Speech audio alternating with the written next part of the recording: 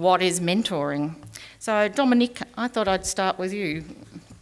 I think it's a very personal relationship, and that it's one that is really assisting the mentee in a way for them to make their own decisions.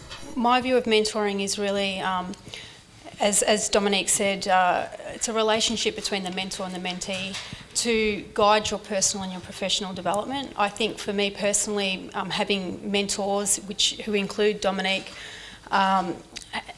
they've really provided support along my career development path. I think they're very important to broaden your insight and to give you additional perspectives on your professional development, but also various challenges or things that come up on a day-to-day basis in your work life that perhaps you don't want to bounce off your colleagues, but you want to sort of seek a broader perspective from people that have experience and knowledge in leadership, really.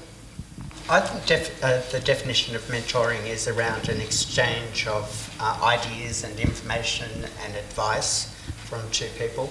It definitely can be that one person has more experience and has perhaps more to say, but I think that it can go both ways, and in fact that it's very important that it does go both ways. So in terms of choosing the person, whilst it might be somebody who's perhaps older or much more experienced than who you are, I would also approach it from the point of view that you have something also to give in the relationship.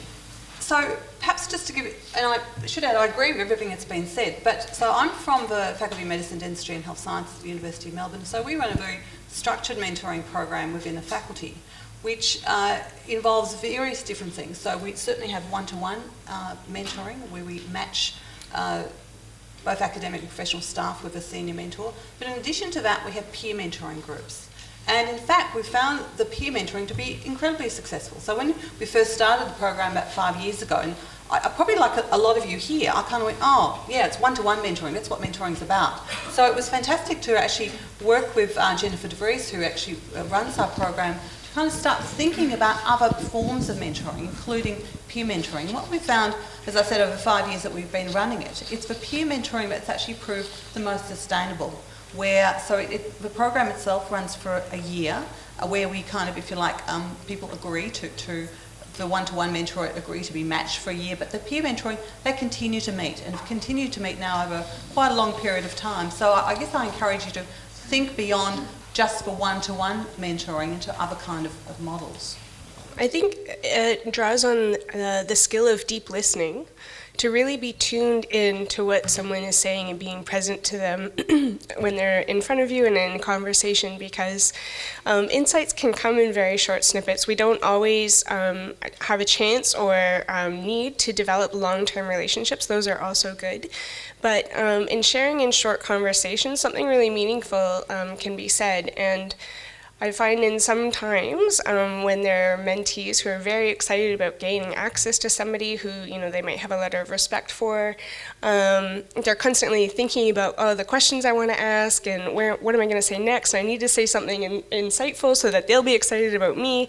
And yet in doing all of that, they're not actually being present to what is being said and shared in that moment. And so that sometimes it's just about the smallest insight that you may carry with you for the longest time that may really influence the decisions and the paths that you choose. And just so to be present, listen deeply, and really take in what is being shared with you, because even small opportunities can offer lots of value.